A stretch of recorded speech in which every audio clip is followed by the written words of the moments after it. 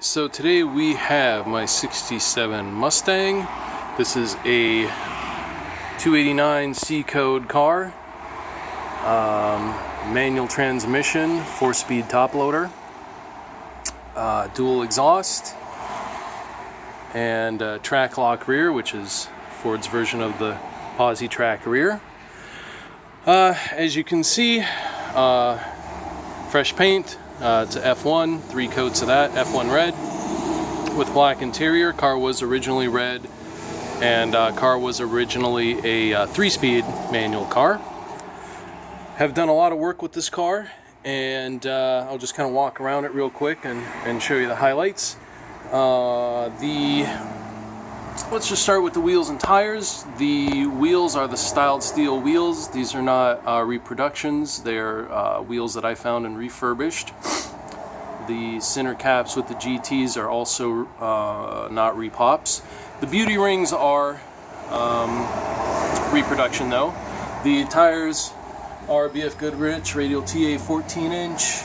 As you can see, they are almost new. They have less than 400 miles on them.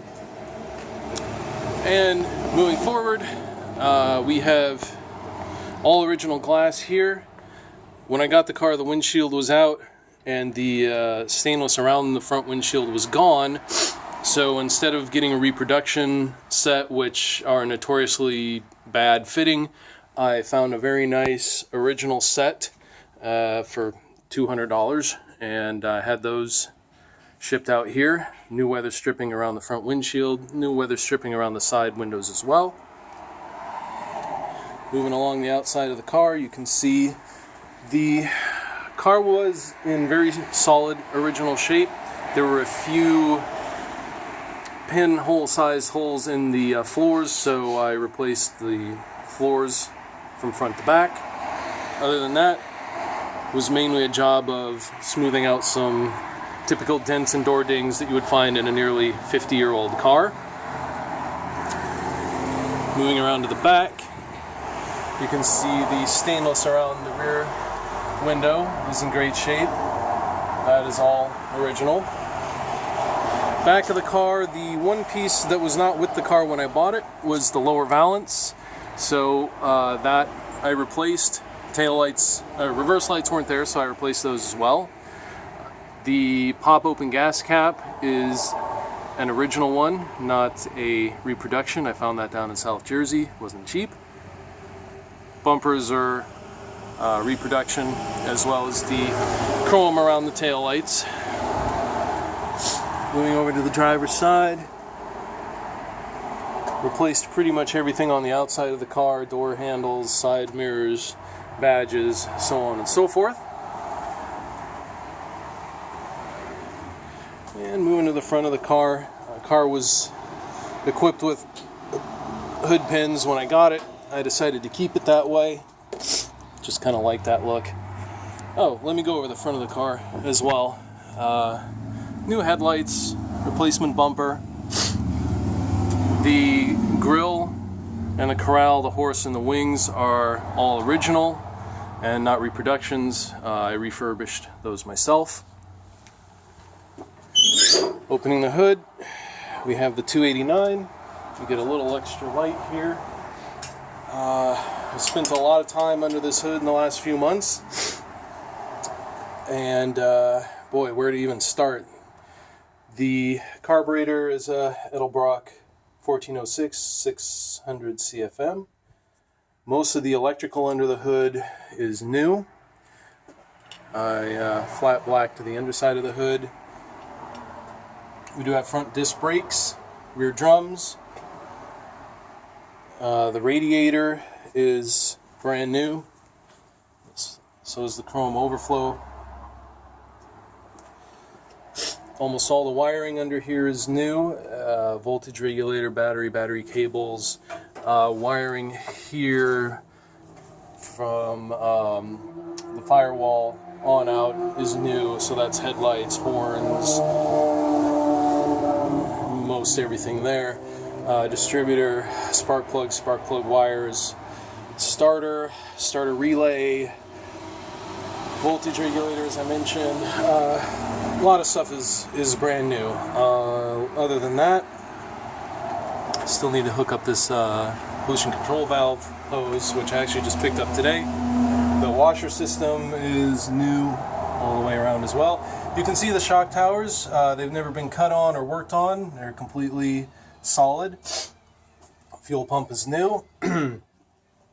Belts are new. Well, I guess there's just one belt, but belts and hoses.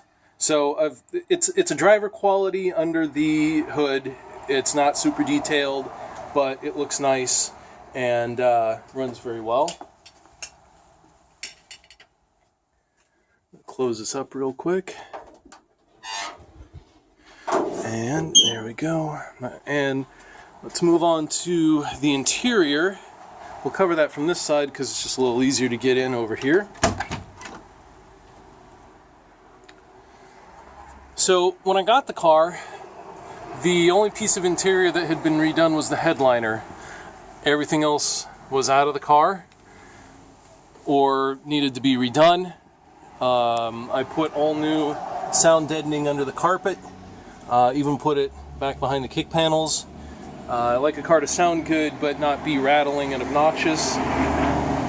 Obviously recovered the seats. I used the original chrome side pieces. The door panels were all redone, new hardware, new armrests, new panels, you name it.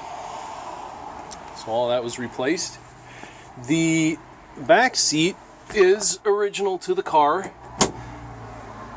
and in very nice condition. I saw no reason to recover it. Same with the rear tray, that's in excellent shape as well. Backs of the seats, all redone. Dash pad, obviously all the dash components were redone as well. So the sun visors, sun visor rods, the rear view mirror, all that was redone as well. Like I said, new rubber all the way around. Everything closes up nice and tight, as it should. Let's run over and fire this up. One thing that I really like about, or really require of my cars, is that they fire up very easily. I hate cars that don't start or have trouble starting. So I made sure to replace basically every component of the ignition system when I got this car. It did not run when I got it, but now you can fire this guy right up. And like I said, it's a dual exhaust, but it's not obnoxiously loud. It lets you know it's there, but you know, I like things to sound good but not obnoxious. So for example, when you close up the doors and the windows, you hear it, but it's not obnoxious, at least not in my opinion.